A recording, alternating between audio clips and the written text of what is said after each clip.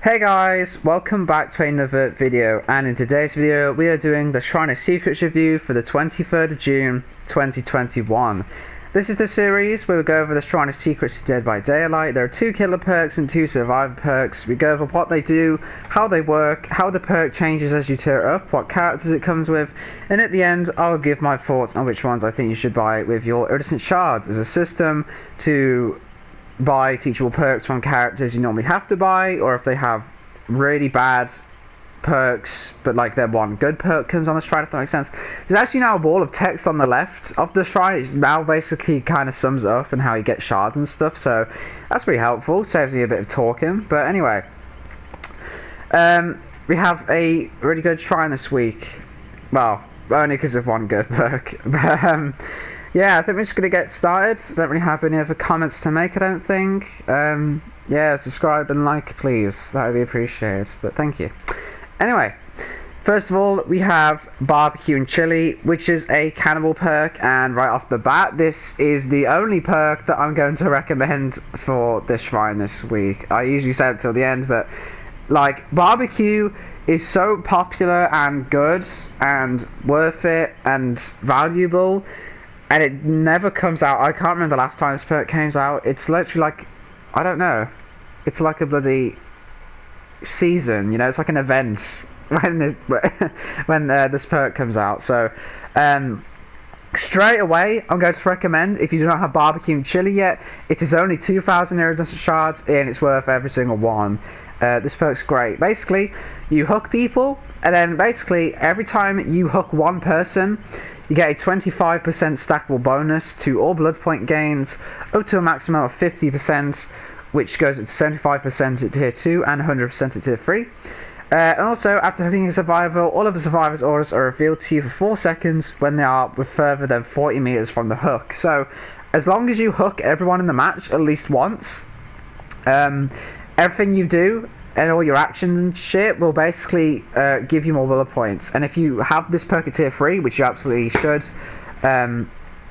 because this is when you're going to get the most points, you will get loads of points at the end. So even if you don't play very well, as long as you've hooked people, and especially if you've hooked everyone at least once, but as long as, you know, you've played kind of decently, like, you'll still get bonus points from it to make up for the fact that maybe you didn't play very well, or, you know, it's a difficult team to play against or something. So it's really good, and I think the aura tracking is good as well. It's further than 40 meters away, so you know, it's really good on killers who can rely. Obviously, again, you can literally use this perk on anybody. I don't really know any killers that wouldn't benefit from this. I don't use this on Pyramid Head, just because Pyramid Head is currently the only killer who has a different way of hooking people. Barbecue does not work with caging people, so keep that in mind. But other than that, like, even, I guess you could even use that on him, because caging isn't something you do a whole lot, but still,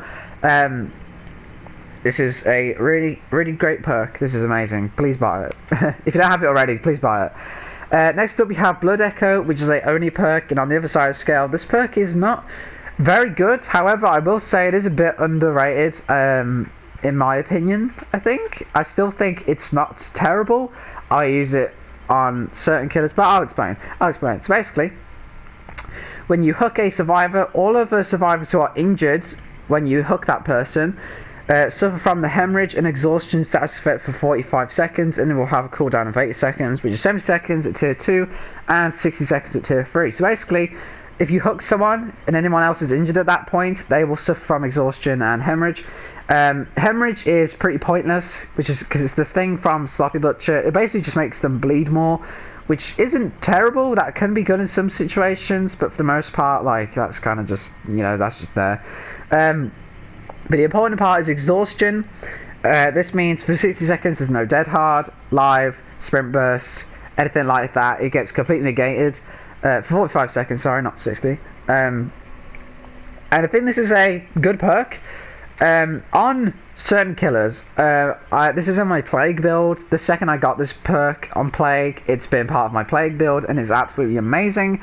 Getting people broken and stuff, especially if they don't cleanse, well, he will constantly be suffering from these effects, and because it's 2021 and basically everyone, even defaults, are using exhaustion perks, having no dead hard in chase, or live or anything like that is absolutely amazing, and it feels so nice that you can just relax a little bit. Again, hemorrhage is kind of just there, it's the same Sloppy Butcher, like it's just there. I mean, again, it can be good in some situations, it has helped me in certain situations, but I think the exhaustion is probably the most important part. And also Legion, I don't think I used this on Legion a while ago. It's not bad on him. I would say Plague more definitely. Plague's one of my main killers, so maybe only get this if you are dedicated Plague main like me and Pixel Bush. But I think it's not terrible. I think it's very bad on, again, literally every other killer. But again, if you play Plague as much as I do, again, probably even Legion, just killers who can just injure people like that quickly. This perk's a charm, and it is absolutely amazing, and I think in that sense it's really underrated. Next up we have Dance With Me, which is a cake perk. This is a very simple perk. The description of the perk is longer than the the quotation of the perk, sorry, is longer than the description. So when you perform a fast bolt or you leave a locker in a sprint, you leave no scratch marks for 3 seconds, and it cools down after 60 seconds, which is 50 seconds at tier 2 and 40 seconds at tier 3. So I think this one is okay. I think Kate's a really good survivor for beginner, so I don't think it's worth getting from the shrine. I think it's just more worth getting Kate in general, because she also has Winners of Opportunity, which is really good for newer players and like even intermediate players. I think this can be combined with other perks to make it good, but I think just using it by itself probably isn't enough to warrant a constant use of it. I feel like it's one of those perks like Nemesis where you have to have a whole build around it.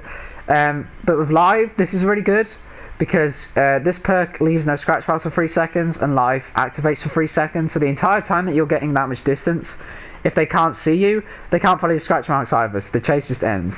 Guess you could also combine this with Quick and Quiet. Maybe even Head On, because it does count as well for leaving a locker in a sprint. So I guess if you stun them, and again, as long as they can't hear where you're going, when they come out their stun, they will they might lose you for a few seconds, you know what I mean? So I feel like it's a kind of a weird perk. I don't think it's amazing, I don't think it's very good at all, but it's interesting. It's kind of like a quirky one, and I think especially for newer players it's probably good to learn how scratch marks work and when the killer can't see them and things like that. I don't know, whatever. Finally we have Off the Record, which is a Zarina perk, and again this one's kind of like quirky. I don't think it's amazing, but it's whatever. Basically, once you are unhooked or you escape from the hook yourself, Off the Record activates for 60 seconds, which is 70 seconds at tier 2 and 80 seconds at tier 3. While Off the Record is active, your aura will not be shown to the killer, and grunts of pain caused by injuries are reduced by 100%. So, I know a lot of people like to say just use Iron Will. Iron Will's a lot better than this, and I kind of agree, but also, I think the aura reveal thing isn't terrible, because remember, that's not limited to just when you're injured. That's for 80 seconds, so you can't have your aura show for 80 seconds. So barbecue, nurses, things like that. I think this is really good as well if like your killer's kind of camping a little bit, they're like kind of proxy camping, because if you get rescued and then you like run off somewhere quiet, you can still heal up, and if they're trying to find you and they have like nurses calling, for example, they won't be able to. So I don't think it's great. I would probably still recommend Iron Will over this, but I don't think the effects of this are terrible. Once again, I always say this, I'm a bit biased because I'm a Zarina main and I absolutely love Zarina with every part of my soul and being.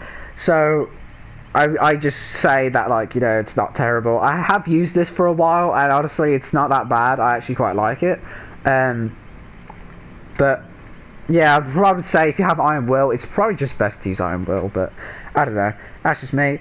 So what should I think you buy from the perk? What the hell was that sentence? What did I just say? Did I just say everything backwards then? Okay, I'm sorry about that. What would I recommend you buy from the shrine this week? Barbecue. Barbecue. So anyway, yeah, literally, barbecue chili. It's that simple. If you don't have this perk already, get it, please, because it's this perk never comes out. I can't remember the last time it came out. I don't know if I've even covered it coming out yet or not. But this is a great perk. It's pretty good. So guys, that's gonna do it for me. I hope you enjoyed. Yeah, that's all I have to say really. I'll see you in the next one.